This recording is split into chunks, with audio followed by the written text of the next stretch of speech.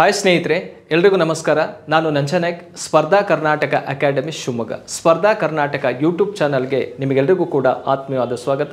ಸ್ನೇಹಿತರೆ, ಈ land surveyor ಭೂಮಾಪಕರ ಹುದ್ದೆಗೆ ಸಂಬಂಧಪಟ್ಟಂತೆ ಪೇಪರ್ 2 ಅಂದರೆ ನಿರ್ದಿಷ್ಟ ಪತ್ರಿಕೆಯಲ್ಲಿ 3 ವಿಷಯಗಳು ಬರ್ತಾವೆ. ಒಂದು ಮ್ಯಾಥ್ಸ್, ಫಿಸಿಕ್ಸ್, ಮತ್ತೊಂದು ಜಿಯೋಗ್ರಫಿ. ಆ ಜಿಯೋಗ್ರಫಿ ವಿಷಯದ ಮೇಲೆ 10 ಅಂಕಗಳಿಗೆ ಪ್ರಶ್ನೆಯನ್ನು ಕೊಡ್ತಾನೆ. ಹಾಗಾದರೆ ಆ ಪ್ರಶ್ನೆಗಳು ಹೇಗೆಲ್ಲ ಇರ್ತವೆ ಈ ಒಂದು ಪೇಪರ್ 2 ಅಥವಾ ನಿರ್ದಿಷ್ಟ ಪತ್ರಿಕೆಯಲ್ಲಿ ಎಂಬ ಒಂದು ವಿಷಯವನ್ನು ಕುರಿತು ಇವತ್ತು ಚರ್ಚೆ ಮಾಡ್ತಾ ಹೋಗೋಣ. ಹಾಗಾದರೆ ಈ ಜಿಯೋಗ್ರಫಿ ವಿಷಯ ಕೇವಲ ಪೇಪರ್ 2ಗೆ ಅಷ್ಟೇ ಸೀಮಿತ ಅಲ್ಲ, ಪೇಪರ್ ಫಸ್ಟಲ್ಲೂ ಕೂಡ ಕ್ವಶನ್ಸ್ ರೈಸ್ ಆಗ್ತಾ ಇರ್ತವೆ. ಹಾಗಾದರೆ ಆ ಪ್ರಶ್ನೆಗಳು ಹೇಗೆಲ್ಲ ಇರ್ತಾವೆ ಅನ್ನೋದನ್ನು ಈಗ ನಿಮಗೆ ಕ್ಲಿಯರ್ ಮಾಡ್ತಾ ಹೋಗ್ತೀನಿ.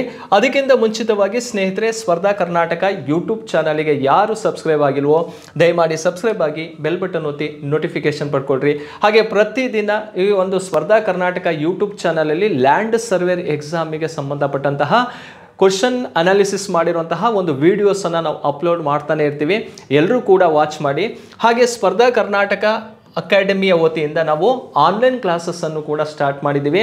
ಈ ಲ್ಯಾಂಡ್ ಸರ್ವೇರ್ ನೋಡಿ, ಓವರ್ ಆಲ್ ಕೋರ್ಸ್ ಬಗ್ಗೆ ಸಂಬಂಧಪಟ್ಟಂತೆ ಪೇಪರ್ ಫಸ್ಟ್ ಮತ್ತು ಪೇಪರ್ ಸೆಕೆಂಡಿಗೆ ಸಂಬಂಧಪಟ್ಟಂತಹ ವಿಡಿಯೋಸ್ಗಳಿರ್ತವೆ. ಅದರ ಜೊತೆಗೆ ಒಂದು ನಿರ್ದಿಷ್ಟ ಪತ್ರಿಕೆಯಲ್ಲಿ ಮ್ಯಾಥ್ಸು, ಫಿಸಿಕ್ಸು, ಜಿಯೋಗ್ರಫಿ ಆ ಒಂದು ಪೇಪರು ಕೂಡ ನಿಮಗೆ ಸಪ್ರೇಟಾಗಿ ಸಿಗುತ್ತೆ. ಹಾಗೆ ಬೀಟ್ ಫಾರೆಸ್ಟರ್ ಎಕ್ಸಾಮಿಗೆ ಸಂಬಂಧಪಟ್ಟಂತಹ ಒಂದು ಆನ್ಲೈನ್ ಕೋರ್ಸಸ್ಸನ್ನು ಸ್ಪರ್ಧಾ ಕರ್ನಾಟಕ ಮೊಬೈಲ್ ಆ್ಯಪ್ ಮೂಲಕ ಕೊಡ್ತಾ ಇದ್ದೀವಿ.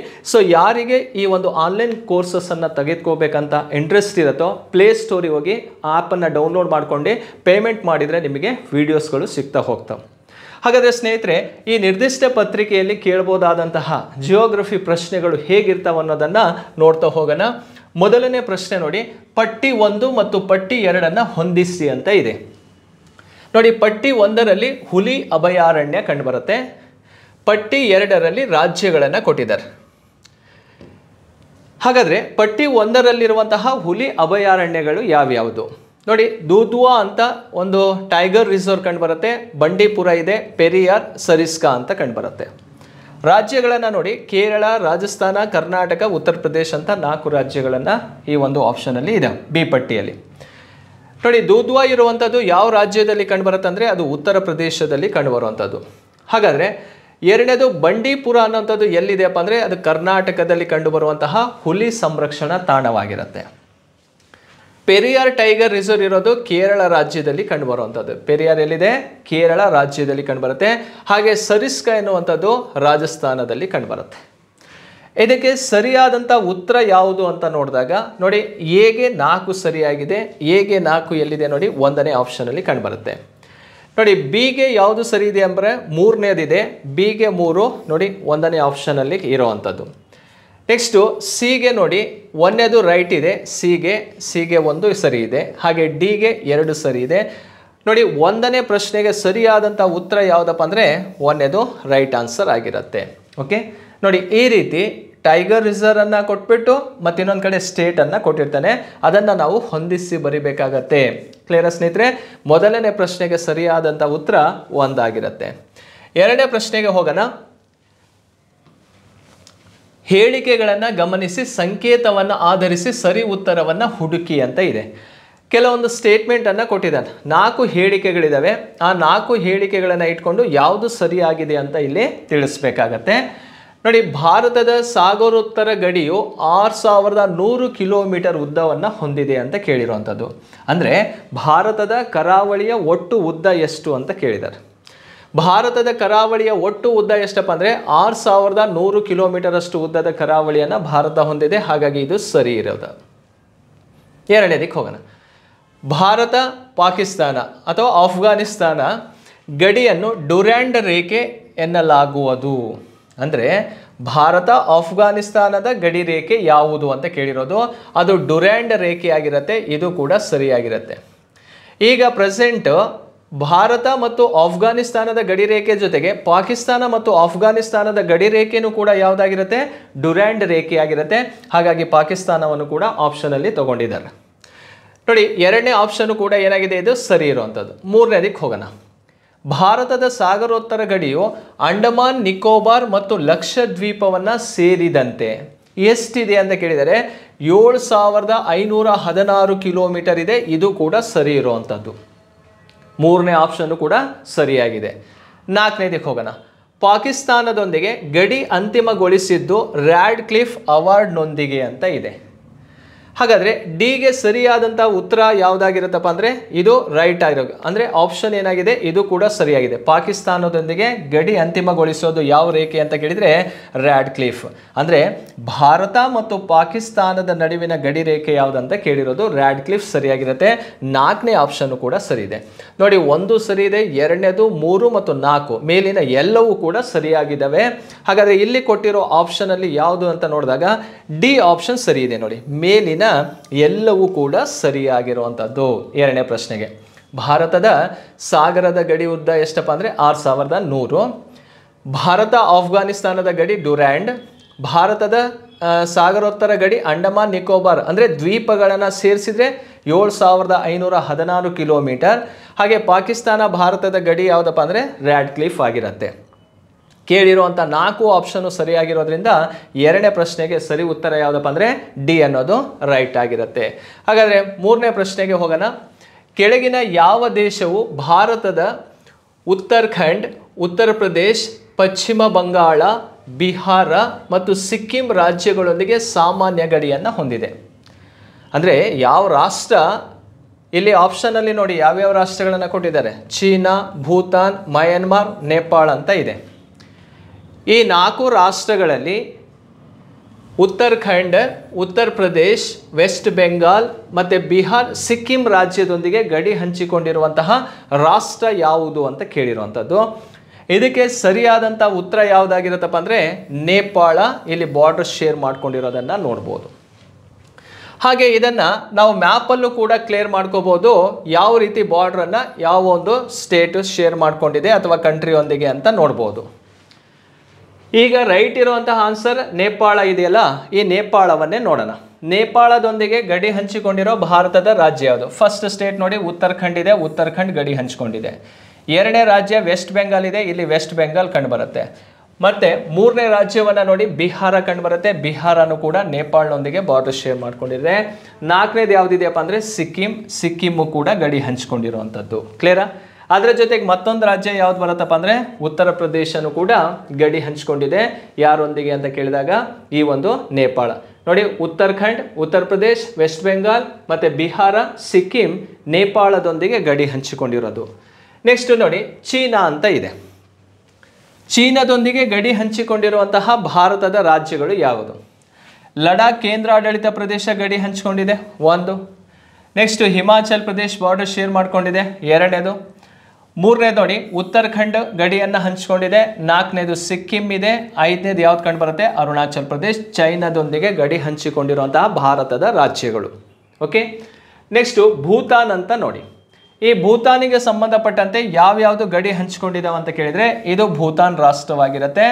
ಭೂತಾನ್ನೊಂದಿಗೆ ಸಿಕ್ಕಿಂ ಬಾರ್ಡರ್ ಶೇರ್ ಮಾಡಿಕೊಂಡ್ರೆ, ಹಾಗೆ ವೆಸ್ಟ್ ಬೆಂಗಾಲ್ ಗಡಿ ಹಂಚಿಕೊಂಡಿದೆ, ಅಸ್ಸಾಂ ಮತ್ತು ಮತ್ತೊಂದು ಯಾವುದಪ್ಪ ಅಂದರೆ ಅರುಣಾಚಲ್ ಪ್ರದೇಶ್ ಇಲ್ಲಿ ಗಡಿಯನ್ನು ಹಂಚಿಕೊಂಡಿರೋದು. ನೆಕ್ಸ್ಟು ಮಯನ್ಮಾರ್ ರಾಷ್ಟ್ರ ಒಂದಿದೆ. ಮಯನ್ಮಾರ್ನೊಂದಿಗೆ ಗಡಿ ಹಂಚಿಕೊಂಡಿರೋದು ಅರುಣಾಚಲ್ ಪ್ರದೇಶ್, ನಾಗಾಲ್ಯಾಂಡ್, ಮಣಿಪುರ ಮತ್ತು ಮಿಜೋರಾಂ.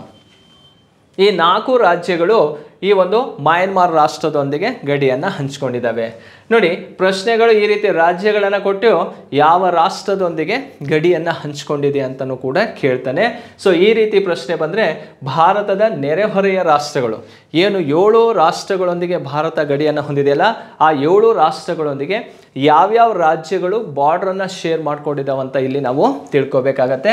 ಮೂರನೇ ಪ್ರಶ್ನೆಗೆ ಸರಿಯಾದಂಥ ಉತ್ತರ ಯಾವುದಪ್ಪ ಅಂದರೆ ಡಿ ಅನ್ನೋದು ರೈಟ್ ಆನ್ಸರ್ ಆಗಿರುತ್ತೆ. ಓಕೆ, ನೆಕ್ಸ್ಟು 4ನೇ ಪ್ರಶ್ನೆ ಹೋಗೋಣ. ಆಂಧ್ರ ಪ್ರದೇಶ್, ಕರ್ನಾಟಕ, ಕೇರಳ ಹಾಗೂ ತಮಿಳುನಾಡು ಈ 4 ರಾಜ್ಯಗಳಲ್ಲಿ ಯಾವ ರಾಜ್ಯ ಅತಿ ಹೆಚ್ಚು ರಾಜ್ಯಗಳೊಂದಿಗೆ ಗಡಿಯನ್ನು ಹೊಂದಿದೆ? ಯಾವ್ಯಾವ ರಾಜ್ಯಗಳನ್ನು ಕೊಟ್ಟಿದ್ದಾನೆ? ಆಂಧ್ರ ಪ್ರದೇಶ್ ಇದೆ, ಕರ್ನಾಟಕ ಇದೆ, ತಮಿಳುನಾಡಿದೆ ಮತ್ತು ಕೇರಳ ರಾಜ್ಯಗಳು ಬರುತ್ತೆ. ಇದರಲ್ಲಿ ಯಾವ ರಾಜ್ಯ ಅತಿ ಹೆಚ್ಚು ರಾಜ್ಯಗಳೊಂದಿಗೆ ಗಡಿಯನ್ನು ಹಂಚ್ಕೊಂಡಿದೆ ಅಂದರೆ ಇದನ್ನು ಮ್ಯಾಪಲ್ಲಿ ಕ್ಲಿಯರ್ ಮಾಡ್ಕೊಳ್ಳಿ. 4 ರಾಜ್ಯ ಮ್ಯಾಪಲ್ಲಿ ಕ್ಲಿಯರ್ ಮಾಡಿಕೊಂಡ್ರೆ ಆನ್ಸರನ್ನು ನೀವೇ ಕಂಡುಹಿಡ್ಕೋಬೋದು. ಓಕೆ, ಹಾಗಾದರೆ ಫಸ್ಟ್ ಸ್ಟೇಟಿಗೆ ಹೋಗೋಣ. ಆಂಧ್ರ ಪ್ರದೇಶ ಯಾವ್ಯಾವ ರಾಜ್ಯಗಳೊಂದಿಗೆ ಗಡಿಯನ್ನು ಹಂಚ್ಕೊಂಡಿದೆ? ಇದು ಆಂಧ್ರ ಪ್ರದೇಶ್. ಎಷ್ಟು ಮಾರ್ಕ್ ಮಾಡಿಬಿಡ್ತೀನಿ, ಇದು ಆಂಧ್ರ ಪ್ರದೇಶ್. ಕ್ಲಿಯರಾ? ಆಂಧ್ರ ಪ್ರದೇಶ್ ಯಾವ್ಯಾವ ರಾಜ್ಯಗಳೊಂದಿಗೆ ಗಡಿಯನ್ನು ಹಂಚ್ಕೊಂಡಿದೆ ಅಂದರೆ, ಒಂದನೇದು ಒಡಿಸ್ಸಾ, ಸೊ ಎರಡನೇ ರಾಜ್ಯ ಯಾವುದಪ್ಪ ಅಂದರೆ ಛತ್ತೀಸ್ಗಢ, ಮೂರನೇದು ತೆಲಂಗಾಣ, ನಾಲ್ಕನೇದು ಯಾವುದಿದೆ ಕರ್ನಾಟಕ, ಐದನೇದು ಯಾವುದಪ್ಪ ಅಂದರೆ ತಮಿಳುನಾಡು. ಹಾಗಾದರೆ ಆಂಧ್ರ ಪ್ರದೇಶ್ ಎಷ್ಟು ರಾಜ್ಯಗಳೊಂದಿಗೆ ಗಡಿಯನ್ನು ಹಂಚ್ಕೊಂಡಿದೆ ಅಂದರೆ 5 ರಾಜ್ಯಗಳೊಂದಿಗೆ ಗಡಿಯನ್ನು ಹಂಚ್ಕೊಂಡಿದೆ. ಆಂಧ್ರ 5. ಕ್ಲಿಯರಾ? ಕರ್ನಾಟಕಕ್ಕೆ ಹೋಗೋಣ. ಕರ್ನಾಟಕ ನೋಡಿ ಎಷ್ಟು ರಾಜ್ಯಗಳೊಂದಿಗೆ ಗಡಿಯನ್ನು ಹಂಚ್ಕೊಂಡಿದೆ ಕರ್ನಾಟಕ ಅನ್ನೋದಾದರೆ 6 ರಾಜ್ಯಗಳೊಂದಿಗೆ ಗಡಿಯನ್ನು ಹಂಚ್ಕೊಂಡಿದೆ. 6 ಯಾವ್ಯಾವುದು ನೋಡಿ, ಒಂದು ತೆಲಂಗಾಣ, ಎರಡನೇದು ಆಂಧ್ರ ಪ್ರದೇಶ್, ಮೂರನೇದು ತಮಿಳುನಾಡು, ನಾಲ್ಕನೇದು ಕೇರಳ, ಐದನೇದು ಗೋವಾ, ಆರನೇದು ಮಹಾರಾಷ್ಟ್ರ. ಕರ್ನಾಟಕ ಎಷ್ಟು ಅಂತ ಕೇಳಿದರೆ 6 ರಾಜ್ಯಗಳೊಂದಿಗೆ ಗಡಿಯನ್ನು ಹಂಚ್ಕೊಂಡಿರುವಂಥದ್ದು ಕರ್ನಾಟಕ, ಅದು ಕೂಡ ಗೊತ್ತಿರಬೇಕು. 6 ರಾಜ್ಯ. ಕ್ಲಿಯರಾ? ತಮಿಳುನಾಡು ನೋಡಿ, ತಮಿಳುನಾಡು ಈ ಕಡೆ ಕೇರಳ ಇದೆ, ಈ ಕಡೆ ತಮಿಳುನಾಡಿದೆ ಮತ್ತು ಈ ಕಡೆ ಆಂಧ್ರ ಪ್ರದೇಶ್, 3 ರಾಜ್ಯಗಳೊಂದಿಗೆ ಗಡಿಯನ್ನು ಹಂಚ್ಕೊಂಡಿದೆ. ಕೇರಳ ಅಂತ ನೋಡಿದಾಗ ಕೇರಳ 2 ರಾಜ್ಯಗಳೊಂದಿಗೆ ಮಾತ್ರ. ಯಾವೆರಡು? ಕರ್ನಾಟಕ ಮತ್ತು ತಮಿಳುನಾಡಿನೊಂದಿಗೆ ಗಡಿಯನ್ನು ಹಂಚ್ಕೊಂಡಿದೆ. ಇಲ್ಲಿ 2 ನಂಬರನ್ನು ತಗೊಳ್ಳೋಣ. ಈಗ ಸರಿಯಾದಂಥ ಉತ್ತರ ಯಾವುದು? ಆಂಧ್ರ ಪ್ರದೇಶ್, ಕರ್ನಾಟಕ, ಕೇರಳ ಹಾಗೂ ತಮಿಳುನಾಡು ಈ 4 ರಾಜ್ಯಗಳಲ್ಲಿ ಯಾವ ರಾಜ್ಯ ಅತಿ ಹೆಚ್ಚು ರಾಜ್ಯದೊಂದಿಗೆ ಗಡಿಯನ್ನು ಹಂಚ್ಕೊಂಡಿದೆ ಅಂದರೆ ಸರಿಯಾದಂಥ ಉತ್ತರ ಯಾವುದಾಗಿರುತ್ತಪ್ಪ ಅಂದರೆ ಬಿ ರೈಟ್ ಆನ್ಸರ್. ಅಂದರೆ ಬಿ ಅನ್ನೋದಾದರೆ ಎಷ್ಟು ರಾಜ್ಯಗಳೊಂದಿಗೆ? 6 ರಾಜ್ಯಗಳೊಂದಿಗೆ ಗಡಿ ಹಂಚ್ಕೊಂಡಿರೋದು ಕರ್ನಾಟಕ. ಆಂಧ್ರ ಪ್ರದೇಶ 5 ರಾಜ್ಯಗಳೊಂದಿಗೆ ಗಡಿ ಹಂಚ್ಕೊಂಡಿದೆ. ತಮಿಳುನಾಡು 3, ಕೇರಳ 2 ರಾಜ್ಯಗಳೊಂದಿಗೆ ಗಡಿ ಹಂಚ್ಕೊಂಡಿರೋದು. ಹಾಗಾದರೆ 4ನೇ ಪ್ರಶ್ನೆಗೆ ಸರಿಯಾದಂಥ ಉತ್ತರ ಯಾವುದಪ್ಪ ಅಂದರೆ ಬಿ ರೈಟ್ ಆನ್ಸರ್ ಆಗಿರುತ್ತೆ. ನೆಕ್ಸ್ಟು 5ನೇ ಪ್ರಶ್ನೆಗೆ ಹೋಗೋಣ. ಕೆಳಗಿನ ಯಾವ ಗುಂಪು ಪೂರ್ವದಿಂದ ಪಶ್ಚಿಮಕ್ಕೆ ಪರ್ವತ ಶಿಖರಗಳ ಸರಿಯಾದ ಅನುಕ್ರಮವಾಗಿದೆ ಅಂತ ಇದೆ. ಇಲ್ಲಿ ಪರ್ವತ ಶಿಖರಗಳನ್ನು ಕೊಟ್ಟಿದ್ದಾರೆ, ಅದನ್ನು ಸರಿಯಾದಂತಹ ಆನ್ಸರನ್ನು ಮಾಡಬೇಕಾಗತ್ತೆ. ನೋಡಿ, ಮೌಂಟ್ ಎವರೆಸ್ಟ್ ಇದೆ, Kanchenjunga, Dhaulagiri, Annapurna. Mount Everest, Annapurna, Dhaulagiri, Kanchenjunga. Kanchenjunga, Annapurna, Dhaulagiri, Mount Everest. ಹಾಗೆ ಕಾಂಚನಜುಂಗ, ಮೌಂಟ್ ಎವರೆಸ್ಟ್, ಅನ್ನಪೂರ್ಣ, ಧೌಲಗಿರಿ ಅಂತ ಇದೆ. ಇದಕ್ಕೆ ಸರಿಯಾದಂಥ ಉತ್ತರ ನಾವು ಮ್ಯಾಪಲ್ಲೇ ಕಂಡು ಹಿಡ್ಕೋಬೋದು. ಅಂದರೆ ಮ್ಯಾಪ್ ಬಗ್ಗೆ ನಮಗೆ ಚೆಂದಾಗಿ ನಾಲೆಡ್ಜ್ ಬೇಕು. ನೀವು ಲ್ಯಾಂಡ್ ಸರ್ವೇರ್ ಎಕ್ಸಾಮನ್ನು ತೆಗೆದುಕೊಳ್ತಾ ಇದ್ದೀರಂದಾಗ ಅಲ್ಲಿ ಮ್ಯಾಪ್ ಮೇಲೇ ಹೆಚ್ಚಿನ ಪ್ರಶ್ನೆಗಳನ್ನು ಕಾನ್ಸಂಟ್ರೇಟ್ ಮಾಡ್ತಾ ಇರ್ತಾನೆ. ಸೊ ಅದಕ್ಕೆ ಈ ಮ್ಯಾಪ್ ಬೇಸ್ ಕ್ವಶನ್ಸ್ಗಳನ್ನೇ ಹೆಚ್ಚು ನಾನು ಅನಾಲಿಸಿಸ್ ಮಾಡ್ತಾ ಇರುವಂಥದ್ದು. ರೈಟ್? ನೋಡಿ, ಪ್ರಶ್ನೆಗೆ ಸರಿಯಾದಂಥ ಉತ್ತರ ಬರಬೇಕಂದ್ರೆ ಈ ಸೈಡು ವೆಸ್ಟ್ ಆಗಿರುತ್ತೆ, ಈ ಕಡೆ ಸೈಡು ಈಸ್ಟ್ ಆಗಿರುತ್ತೆ. ಇದು ಪೂರ್ವ ಭಾಗ, ಇದು ಪಶ್ಚಿಮ ಭಾಗ. ಅವ್ರು ಕೇಳಿರೋದೇನೋ ಪೂರ್ವದಿಂದ ಪಶ್ಚಿಮಕ್ಕೆ ಅಂತ ಕೇಳಿದ್ದಾರೆ, ಈಸ್ಟ್ ಟು ವೆಸ್ಟ್. ಹಾಗಾದರೆ ಮೊದಲೇದು ಯಾವುದಪ್ಪ ಅಂದರೆ ಇಲ್ಲಿಂದ ಸ್ಟಾರ್ಟ್ ಮಾಡ್ತಾ ಹೋಗೋಣ. ಇದು ನಾಮ್ಚಾ ಬರ್ವಾ ಅಂತ ಅರುಣಾಚಲ್ ಪ್ರದೇಶದಲ್ಲಿರುವಂತಹ ಒಂದು ಪರ್ವತ ಶಿಖರ ಯಾವುದಪ್ಪ ಅಂದರೆ ನಾಮ್ಚಾ ಬರ್ವಾ, ಅರುಣಾಚಲ್ ಪ್ರದೇಶದಲ್ಲಿದೆ. ನೆಕ್ಸ್ಟು ನಾಮ್ಚಾ ಬರ್ವಾ ಆದಮೇಲೆ ಈ ಸಿಕ್ಕಿಂ ಭಾಗದಲ್ಲಿದೆಯಲ್ಲ, ಇದೇ ಕಾಂಚನಜುಂಗ ಅಂತ. ಇದು ಕಾಂಚನಜುಂಗ. ಕ್ಲಿಯರಾ? ಇಲ್ಲೆಲ್ಲರೂ ಕಾಂಚನಜುಂಗ ಇದೆ ಅಂದರೆ ನೋಡಿ, ಫಸ್ಟು ಕಾಂಚನಜುಂಗ ಸಿ ಆಪ್ಷನಲ್ಲಿ ಇದೆ. ನಾವು ಯಾವ ಕಡೆಯಿಂದ ಈಸ್ಟಿಂದ ಬರ್ತಾ ಇರೋದ್ರಿಂದ, ಪೂರ್ವದಿಂದ ಹೇಳ್ತಾ ಇರೋದ್ರಿಂದ ನಾಮ್ಚಾ ಬರ್ವಾ ಇಲ್ಲ ಇದೆ. ಆಪ್ಷನಲ್ಲಿ ಯಾವುದಿದೆ? ಹಾಗಾದರೆ ಕಾಂಚನಜುಂಗ ಇದೆ. ಇದು ಫಸ್ಟ್ ಒನ್ನನ್ನು ಕಾನ್ಸಂಟ್ರೇಟ್ ಮಾಡೋಣ. ನೆಕ್ಸ್ಟು ಕಾಂಚನಜುಂಗ ಆದಮೇಲೆ ಮಕಾಲು ಅಂತ ಇದೆ. ಇಲ್ಲಿ ಎಲ್ಲೂ ಕೂಡ ಮಕಾಲು ಬಗ್ಗೆ ಹೇಳಿಲ್ಲ. ಇದು ಎರಡನೇದು ಮಕಾಲು ಅಂತ. ಮೂರನೇದು ನೋಡಿ, ಇಲ್ಲಿಂದ ಬರ್ತಾ ಮೂರನೇದು ಯಾವುದಪ್ಪ ಅಂದರೆ ಎವರೆಸ್ಟ್ ಆಗಿರುತ್ತೆ. ಇದೇ ಮೌಂಟ್ ಎವರೆಸ್ಟ್. ಹಾಗಾದರೆ ಕಾಂಚನಜುಂಗದ ನಂತರ ಇದು ಒಂದೇ ತಗೊಳ್ಳೋಣ. ಕಾಂಚನಜುಂಗದ ನಂತರ ಯಾವ್ದು ಬರಬೇಕು ನಮಗೆ? ಮೌಂಟ್ ಎವರೆಸ್ಟ್ ಬರಬೇಕು. ನೋಡಿ, ಫಸ್ಟ್ ಒಂದು ಕಾಂಚನಜುಂಗ ಇದೆ, ಎರಡನೇದು ಮೌಂಟ್ ಎವರೆಸ್ಟ್ ಇಲ್ಲಿದೆ ನೋಡಿ, ಕಾಂಚನಜುಂಗ. ಸೆಕೆಂಡ್ ಒಂದು ಮೌಂಟ್ ಎವರೆಸ್ಟ್ ಇದೆ. ಮೂರನೇದಿಗೆ ಬರೋಣ. ಇಲ್ಲಿ ನೋಡಿ ಅನ್ನಪೂರ್ಣ ಅಂತ, ಇದು ಅನ್ನಪೂರ್ಣ. ಮೂರನೇದು ಅನ್ನಪೂರ್ಣ ಇದೆ. ನಾಲ್ಕನೇದು ಅದಾದ ನಂತರ ಯಾವುದಿದೆ ನೋಡಿ, ಧೌಲಗಿರಿ ಅಂತ ಕಂಡುಬರುತ್ತೆ. ಯಾವುದಿದೆ ನೋಡಿ, ಧೌಲಗಿರಿ. ಹಾಗಾದರೆ ಇದಕ್ಕೆ ಸರಿಯಾದಂಥ ಉತ್ತರ ಯಾವುದು? ಈಸ್ಟಿಂದ ವೆಸ್ಟಿಗೆ ಅಂತ ನೋಡಿದಾಗ ಫಸ್ಟ್ ಯಾವ್ದು ಬರಬೇಕು? ಕಾಂಚನಜುಂಗ.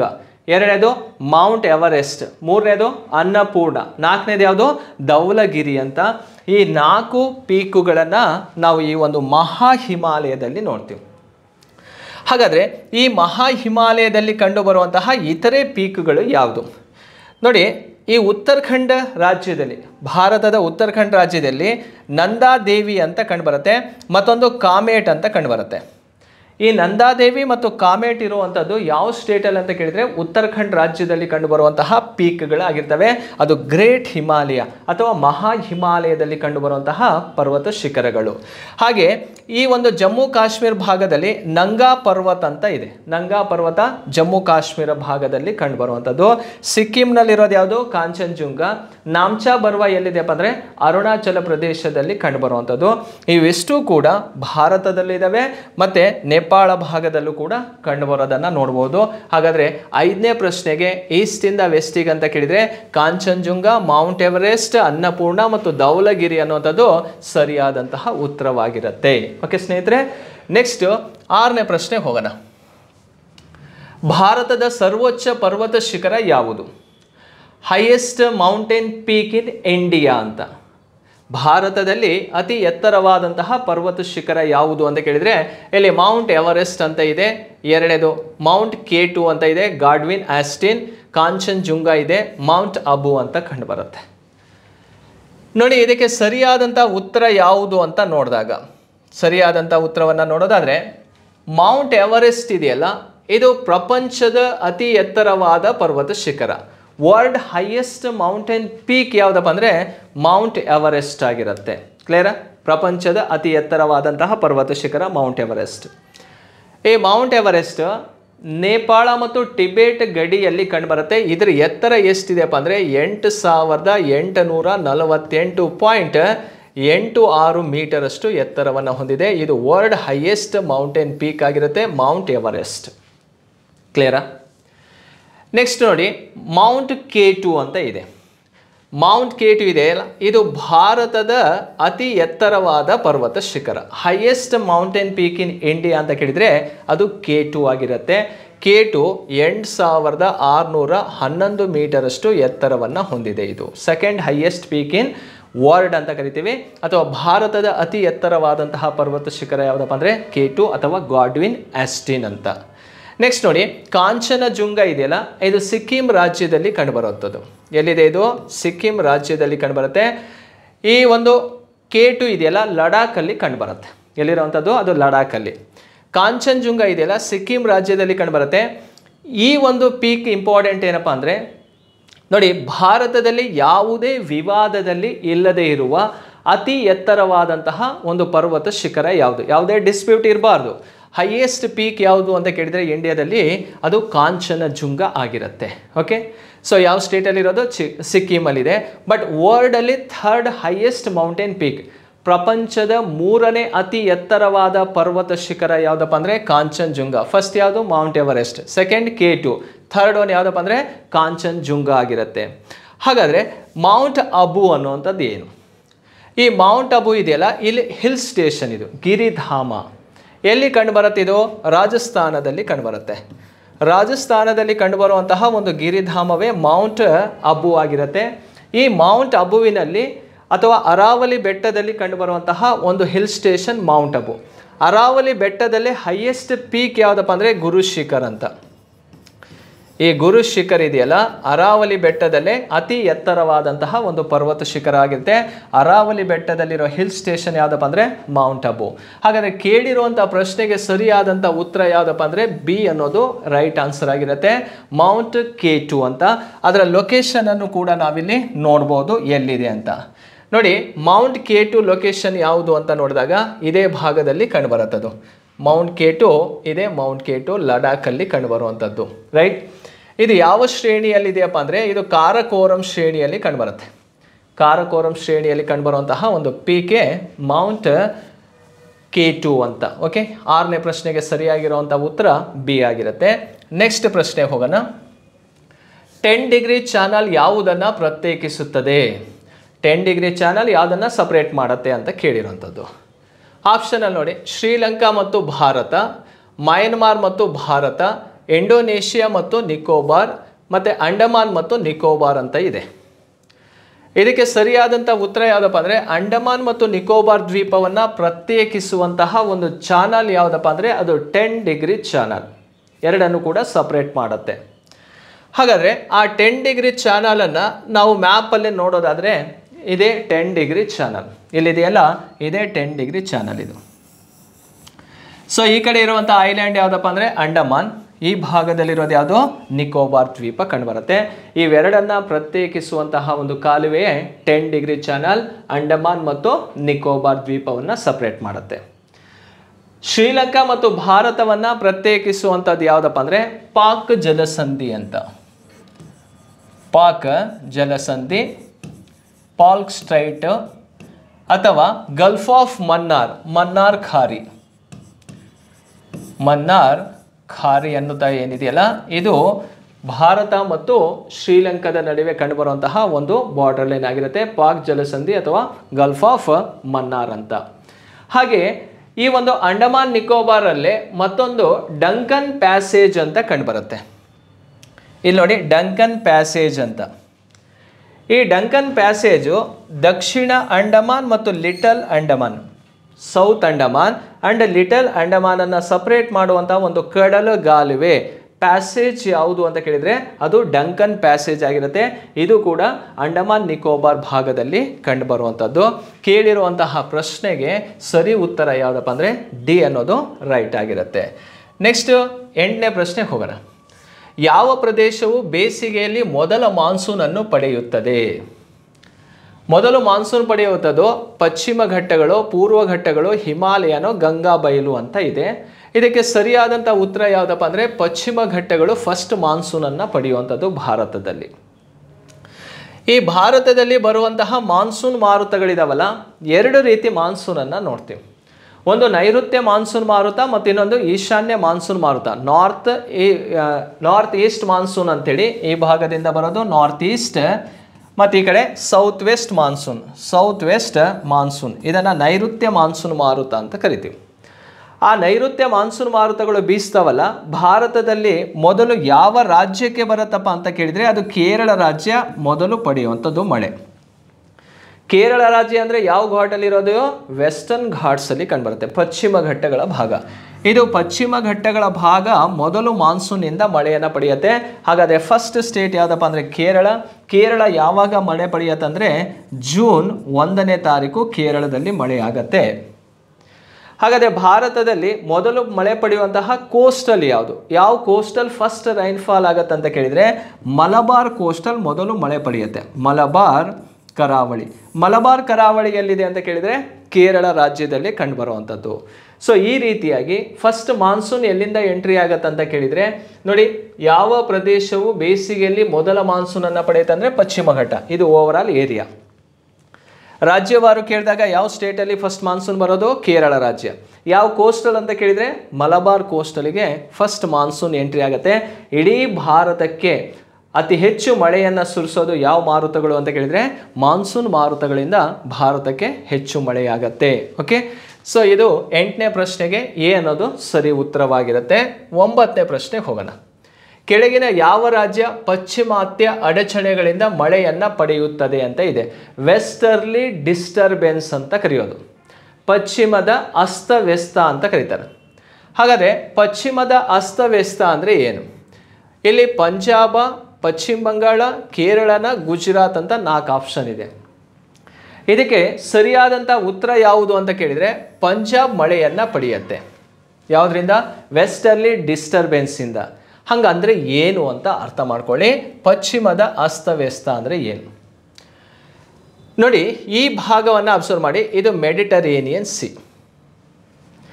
ಈ ಮೆಡಿಟರೇನಿಯನ್ ಸಮುದ್ರದ ಭಾಗದಲ್ಲಿ ಸೈಕ್ಲೋನ್ ಆಗುತ್ತೆ, ಚಂಡಮಾರುತ ಉಂಟಾಗತ್ತೆ. ಆ ಚಂಡಮಾರುತ ಉಂಟಾದ ಕೂಡಲೇ ಈ ಒಂದು ಮೆಡಿಟರೇನಿಯನ್ ಸಮುದ್ರದ ಭಾಗದಿಂದ ಜೆಟ್ ಸ್ಟ್ರೀಮ್ಗಳು ಪಾಸ್ ಆಗ್ತಾ ಇರ್ತವೆ. ವಾಯುಧಾರೆ ಅಂತ ಕರಿತೀವಿ ಇದನ್ನು. ಜೆಟ್ ಸ್ಟ್ರೀಮ್ಗಳು ಬರ್ತಾ ಇರ್ತವೆ. ಆ ಜೆಟ್ ಸ್ಟ್ರೀಮು ಇಲ್ಲಿ ಏನು ಸೈಕ್ಲೋನ್ ಫಾರ್ಮೇಷನ್ ಆಗಿರತ್ತಲ್ಲ, ಆ ಸೈಕ್ಲೋನ್ ಫಾರ್ಮೇಷನ್ ಆಗಿರುವಂತಹ ವಿಂಡನ್ನು ಅವು ಎಳ್ಕೊಂಬರುತ್ತೆ.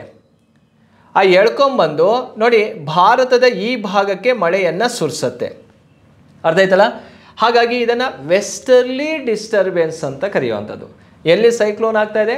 ಮೆಡಿಟರೇನಿಯನ್ ಸಮುದ್ರದಲ್ಲಿ ಚಂಡಮಾರುತ ಉಂಟಾಗತ್ತೆ. ಅದರ ಎಫೆಕ್ಟಿಂದ ಇಂಡಿಯಾಕ್ಕೂ ಕೂಡ ರೈನ್ಫಾಲ್ ಆಗುತ್ತೆ. ಇಂಡಿಯಾದಲ್ಲಿ ಈ ಸೈಡಿಂದ ಬರ್ತಾ ಇರೋದ್ರಿಂದ ಇಲ್ಲಿ ಯಾವ ರಾಜ್ಯ ಕಂಡುಬರುತ್ತೆ ಅಂದರೆ ಪಂಜಾಬ್ ರಾಜ್ಯ ಕಂಡುಬರುತ್ತೆ. ಆ ಪಂಜಾಬಲ್ಲಿ ಏನಾಗುತ್ತಪ್ಪ ಅಂದರೆ ಮಳೆ ಬೀಳುತ್ತೆ. ಇದನ್ನು ಪಶ್ಚಿಮದ ಅಸ್ತವ್ಯಸ್ತ ವೆಸ್ಟರ್ಲಿ ಡಿಸ್ಟರ್ಬೆನ್ಸ್ ಅಂತ ಕರಿತೀವಿ. ಹಾಗಾದರೆ ಈ ಮಳೆ ಯಾವ ಅವಧಿಯಲ್ಲಿ ಕಂಡುಬರುತ್ತಪ್ಪ ಅಂದರೆ ಚಳಿಗಾಲದಲ್ಲಿ ಬರುವಂತಹ ಮಳೆ ಆಗಿರುತ್ತೆ. ವಿಂಟರ್ ಟೈಮಲ್ಲಿ ಈ ರೈನ್ಫಾಲ್ ಆಗುತ್ತೆ. ಆ ವಿಂಟರ್ ಟೈಮಲ್ಲಿ ಇಂಡಿಯಾದಲ್ಲಿ ಯಾವ ಕ್ರಾಪನ್ನು ಪ್ರೊಡಕ್ಷನ್ ಮಾಡ್ತೀವಿ ಅಂದರೆ ವೀಟ್ ಪ್ರೊಡಕ್ಷನ್ ಮಾಡ್ತಾ ಇರ್ತೀವಿ, ಗೋಧಿಯನ್ನು ಬೆಳಿತೀವಿ. ಆ ವೀಟ್ ಕಲ್ಟಿವೇಷನ್ ನಡೆಯೋದ್ರಿಂದ ಆ ರೈನ್ಫಾಲ್ ಆಗೋದ್ರಿಂದ ಗೋಧಿ ಅತಿ ಹೆಚ್ಚು ಉತ್ಪಾದನೆ ಆಗುತ್ತೆ. ಹಾಗಾಗಿ ಪಂಜಾಬನ್ನು ಗೋಧಿಯ ಕಣಜ ಅಂತಲೂ ಕೂಡ ಕರಿತೀವಿ, ಬೋಲ್ ಆಫ್ ವೀಟ್ ಅಂತ ಕರಿತೀವಿ. ಯಾವ ಸ್ಟೇಟನ್ನು? ಪಂಜಾಬ್ ರಾಜ್ಯವನ್ನು. ಹಾಗಾಗಿ ವೆಸ್ಟರ್ಲಿ ಡಿಸ್ಟರ್ಬೆನ್ಸಿಂದ ರೈನ್ಫಾಲ್ ಆಗುವಂತಹ ಒಂದು ಸ್ಟೇಟ್ ಯಾವುದಪ್ಪ ಅಂದರೆ ಪಂಜಾಬಲ್ಲಿ ಹೆಚ್ಚು ಮಳೆ ಆಗುತ್ತೆ. ವೆಸ್ಟರ್ಲಿ ಡಿಸ್ಟರ್ಬೆನ್ಸ್ ಏನಂದರೆ ಮೆಡಿಟರೇನಿಯನ್ ಸೈಕ್ಲೋನ್ ಆಗುತ್ತೆ. ಆ ಸೈಕ್ಲೋನ್ ವಿಂಡ್ಸನ್ನು ಈ ಜೆಟ್ ಸ್ಟ್ರೀಮ್ಗಳು ಎಳ್ಕೊಂಬಂದು ಭಾರತಕ್ಕೆ ಮಳೆಯನ್ನು ಸುರಿಸ್ತವೆ. ಭಾರತಕ್ಕಷ್ಟೇ ಅಲ್ಲ, ಅಲ್ಲಿಂದ ಬರ್ತಾ ಬರ್ತಾ ಇರಾನ್, ಪಾಕಿಸ್ತಾನ್, ಆಫ್ಘಾನಿಸ್ತಾನದಲ್ಲೂ ರೈನ್ಫಾಲ್ ಆಗುತ್ತೆ. ಸೊ ಇದನ್ನೇ ಪಶ್ಚಿಮದ ಅಸ್ತವ್ಯಸ್ತ ಅಂತ ಕರೆಯುವಂಥದ್ದು. ಹಾಗಾದರೆ ನೆಕ್ಸ್ಟ್ ಪ್ರಶ್ನೆಗೆ ಹೋಗೋಣ. ಭಾರತದ ಬಂದರುಗಳಿಗೆ ಸಂಬಂಧಿಸಿದಂತೆ ಉತ್ತರದಿಂದ ದಕ್ಷಿಣಕ್ಕೆ ಈ ಕೆಳಗಿನವುಗಳಲ್ಲಿ ಯಾವ ಅನುಕ್ರಮ ಸರಿಯಾಗಿದೆ? ಸೊ ಇಲ್ಲಿ ಪೋರ್ಟನ್ನು ಕೊಟ್ಟಿದ್ದಾನೆ, ಬಂದರುಗಳನ್ನು. ನಾರ್ತಿಂದ ಸೌತಿಗೆ ಯಾವುದು ರೈಟ್ ಇದೆ ಅಂತ ಕೇಳಿರುವಂಥದ್ದು. ನೋಡಿ, ಆಪ್ಷನ್ 1 ಹಾಲ್ಡಿಯಾ, ಕಾಂಡ್ಲಾ, ಪಾರಾದೀಪ್, ಕೊಚ್ಚಿನ್ ಅಂತ ಇದೆ. 4 ಪೋರ್ಟ್ಗಳಿದಾವೆ. ಸೆಕೆಂಡ್ ಆಪ್ಷನಲ್ಲಿ ಕಾಂಡ್ಲಾ, ಹಾಲ್ಡಿಯಾ, ಪಾರಾದೀಪ್, ಕೊಚ್ಚಿನ್ ಅಂತ ಇದೆ. ನೆಕ್ಸ್ಟ್ ಥರ್ಡಲ್ಲಿ ಕೊಚ್ಚಿನ್, ಹಾಲ್ಡಿಯಾ, ಪಾರಾದೀಪ್, ಕಾಂಡ್ಲಾ ಅಂತ ಇದೆ. ನೆಕ್ಸ್ಟ್ ಆಪ್ಷನಲ್ಲಿ ಹಾಲ್ಡಿಯಾ, ಕಾಂಡ್ಲಾ, ಕೊಚ್ಚಿನ್, ಪಾರಾದೀಪ್ ಅಂತ ಇದೆ. 4 ಆಪ್ಷನ್ಸ್ಗಳನ್ನು ಇಲ್ಲಿ ನೋಡಿದರೆ ಸರಿ ಯಾವುದಿರ್ಬೋದು? ಸೊ ಇದಕ್ಕೆ ಸರಿಯಾದಂಥ ಉತ್ತರ ನಿಮಗೆ ಅರ್ಥ ಆಗಬೇಕಂದ್ರೆ ನೀವು ಮ್ಯಾಪನ್ನು ನೋಡಿಬಿಟ್ರೆ ನಿಮಗೆ ಕ್ಲಿಯರ್ ಆಗಿಬಿಡುತ್ತೆ. ಭಾರತದಲ್ಲಿ ಒಟ್ಟಾರೆ ಎಷ್ಟು ಅಂತಾರಾಷ್ಟ್ರೀಯ ಬಂದರುಗಳಿದಾವಪ್ಪ ಅಂದರೆ 14 ಇಂಟರ್ನ್ಯಾಷನಲ್ ಪೋರ್ಟ್ಗಳಿದಾವೆ. 14 ಇಂಟರ್ನ್ಯಾಷನಲ್ ಪೋರ್ಟ್ ಇನ್ ಇಂಡಿಯಾ. ಆ 14 ಅಂತಾರಾಷ್ಟ್ರೀಯ ಬಂದರುಗಳು ಯಾವ್ಯಾವುದು ನೋಡಿ. ಫಸ್ಟ್ ಒನ್ ಇದೆಯಲ್ಲ, ಇದು ಕಾಂಡ್ಲಾ ಬಂದರು. ಈ ಲೊಕೇಶನಲ್ಲಿ ಕಾಂಡ್ಲಾ ಇದೆ. Second one Mumbai, third one Nhava Sheva, JNPT ಅಂತ ಕರೀತಾರೆ ಅದಕ್ಕೆ. Fourth one Marmagao, fifth one Nava Mangalore, sixth one Cochin, seventh one Tuticorin, eighth one ನೋಡಿ Chennai, next 9th one ಎನ್ನೋರು, 10th ಯಾವುದಪ್ಪ ಅಂದರೆ ವಿಶಾಖಪಟ್ಟಣಂ, ನೆಕ್ಸ್ಟ್ 11th ಯಾವುದಿದೆ ನೋಡಿ ಪಾರಾದೀಪ್, ನೆಕ್ಸ್ಟ್ ಹಾಲ್ಡಿಯಾ, ಕೋಲ್ಕತ್ತಾ ಅಂತೇಳಿ. ಅಂಡಮಾನ್ ನಿಕೋಬಾರಲ್ಲಿ ಪೋರ್ಟ್ ಬ್ಲೇರ್ ಅಂತ ಮತ್ತೊಂದು ಬಂದರು ಕಂಡುಬರುತ್ತೆ. ಒಟ್ಟು 14 ಅಂತಾರಾಷ್ಟ್ರೀಯ ಬಂದರುಗಳನ್ನು ನಾವಿಲ್ಲಿ ನೋಡ್ತೀವಿ. ನಾರ್ತಿಂದ ಸೌತಿಗೆ ಅಂದರೆ ನಾರ್ದರ್ನ್ ಮೋಸ್ಟ್ ಪಾಯಿಂಟಲ್ಲಿರುವಂತಹ ಬಂದರು ಯಾವುದಿದೆ ನೋಡಿ, ಈ ಪಾಯಿಂಟನ್ನು ಅಬ್ಸರ್ವ್ ಮಾಡಿರಿ, ಕಾಂಡ್ಲಾ ಬಂದರು ಕಂಡುಬರುತ್ತೆ. ಸೊ ಹಾಗಾಗಿ ಇದು ಫಸ್ಟ್ ಸ್ಟಾರ್ಟಿಂಗ್. ಉತ್ತರದಿಂದ ತಗೊಂಡಾಗ ಕಾಂಡ್ಲಾವನ್ನು ಫಸ್ಟ್ ತೊಗೊಳ್ತೀವಿ. ಕಾಂಡ್ಲಾ ಎಲ್ಲೆಲ್ಲಿದೆ ಅಂತ ನೋಡಿದಾಗ ಕಾಂಡ್ಲಾ ಒಂದೇ ಕಡೆ ನಮಗೆ ಆಪ್ಷನಲ್ಲಿ ಸಿಗ್ತಾ ಇದೆ ನೋಡಿ, ಕಾಂಡ್ಲಾ ಫಸ್ಟ್ ಒನ್. ಹಾಗೆ ಕಾಂಡ್ಲಾದಿಂದ ನಾವು ಸೆಕೆಂಡ್ ಒನ್ ನೋಡಿದಾಗ ಹಾಲ್ಡಿಯಾ ಕಂಡುಬರುತ್ತೆ. ಇದು ಕಾಂಡ್ಲಾನ ಏನು ಹೋಯ್ತಂದರೆ ಇಲ್ಲಿದೆ ನೋಡಿ, ಇದು ಹಾಲ್ಡಿಯಾ, ಇದು ಸೆಕೆಂಡ್ ಪೊಸಿಷನಲ್ಲಿ ಕಂಡುಬರುತ್ತೆ. ಫಸ್ಟ್ ಯಾವುದು ಕಾಂಡ್ಲಾ, ಎರಡನೇದು ಹಾಲ್ಡಿಯಾ ಕಂಡುಬರುತ್ತೆ. ಹಾಲ್ಡಿಯಾ ಆದಮೇಲೆ ಮೂರನೇ ನೋಡಿ, ಇಲ್ಲಿ ಪಾರಾದೀಪ್ ಅಂತ ಇದೆ, ಇದು ಮೂರನೇದು. ಒಡಿಸ್ಸಾದಲ್ಲಿ ಕಂಡುಬರುತ್ತೆ ಪಾರಾದೀಪು ಮೂರನೇದು. ಪಾರಾದೀಪ್ ಆದ ನಂತರ ನೋಡಿ ಕಾಂಡ್ಲಾ ಆಯಿತು, ಹಾಲ್ಡಿಯಾ ಆಯಿತು, ಮತ್ತು ಪಾರಾದೀಪ್ ಮುಗೀತು. ನಾಲ್ಕನೇದು ಯಾವುದು ಕೊಚ್ಚಿನ್. ಕೊಚ್ಚಿನ್ ಎಲ್ಲಿದೆಯಪ್ಪ ಅಂದರೆ ಈ ಭಾಗದಲ್ಲಿ ಕಾಣಿಸ್ತಾ ಇದೆಯಲ್ಲ, ಅದು ಕೊಚ್ಚಿನ್. ಇದು ಫೋರ್ತ್ ಒನ್ ನೋಡಿ. ಫಸ್ಟು, ಸೆಕೆಂಡು, ಥರ್ಡು, ಫೋರ್ತನ್ನು ನಾವಿಲ್ಲಿ ಅಬ್ಸರ್ವ್ ಮಾಡಬೇಕಾಗತ್ತೆ. ಇದು ಕೂಡ ಮ್ಯಾಪ್ ಬೇಸ್ ಕ್ವಶನ್. ನಮಗೆ ಗೊತ್ತಿರುತ್ತೆ ಪೂರ್ವ ಕರಾವಳಿ, ಪಶ್ಚಿಮ ಕರಾವಳಿ ಬಂದರುಗಳು, ಆದರೆ ನಾರ್ದರ್ನ್ ಮೋಸ್ಟ್ ಪಾಯಿಂಟಲ್ಲಿ ಯಾವುದಿದೆ ಅನ್ನೋದು ಕ್ಲಿಯರ್ ಇರಬೇಕು. ಇಲ್ಲಿ ನೋಡಿದರೆ ಕಾಂಡ್ಲಾ ಇದೆ, ಇಲ್ಲಿ ನೋಡಿದರೆ ಹಾಲ್ಡಿಯಾ ಇದೆ. ಯಾವುದು ನಾರ್ತಲ್ಲಿದೆ ಅನ್ನೋದು ನಮಗೆ ಕ್ಲಿಯರ್ ಆಗಬೇಕಂದ್ರೆ ಮ್ಯಾಪನ್ನು ನಾವು ಚೆಂದಾಗಿ ಅಧ್ಯಯನ ಮಾಡಬೇಕಾಗತ್ತೆ. ಸೊ ಇದು ಭಾರತದಲ್ಲಿರುವಂತಹ ಪ್ರಮುಖ ಅಂತಾರಾಷ್ಟ್ರೀಯ ಬಂದರುಗಳನ್ನು ಇಟ್ಕೊಂಡು ಕೇಳಿರುವಂತಹ ಒಂದು ಪ್ರಶ್ನೆ ಆಗಿರುತ್ತೆ. ಸೊ ಎಷ್ಟು ಕ್ವಶನ್ಸ್ಗಳು ಕೂಡ ಈ ಒಂದು ಪೇಪರ್ 2 ಮತ್ತು ಪೇಪರ್ ಫಸ್ಟ್ ಎರಡಿಗೂ ಕೂಡ ನಿಮಗೆ ಯೂಸ್ಫುಲ್ ಆಗುತ್ತೆ. ಅಷ್ಟೇ ಅಲ್ಲ, ಯಾವುದೇ ಕಾಂಪಿಟೇಟಿವ್ ಎಕ್ಸಾಮಲ್ಲೂ ಕೂಡ ಜಿಯೋಗ್ರಫಿ ಅನ್ನೋಂಥದ್ದು ಒಂದು ಮಾಸ್ಟರ್ ಸಬ್ಜೆಕ್ಟ್ ಆಗಿರುತ್ತೆ. ಆಲ್ಮೋಸ್ಟ್ 10 to 15 ಕ್ವಶನ್ಸ್ಗಳು ಬರ್ತಾನೆ ಇರ್ತವೆ. ಸೊ ಈ ಒಂದು ವಿಡಿಯೋನ ಇಲ್ಲಿವರೆಗೆ ವಾಚ್ ಮಾಡಿದ್ದಕ್ಕೆ ನಿಮಗೆಲ್ಲ ಹೊಂದಿಸ್ತಾ ನನ್ನ ಇವತ್ತಿನ ಕಾನ್ಸೆಪ್ಟನ್ನು ಮುಗಿಸ್ತೀನಿ. Thank you.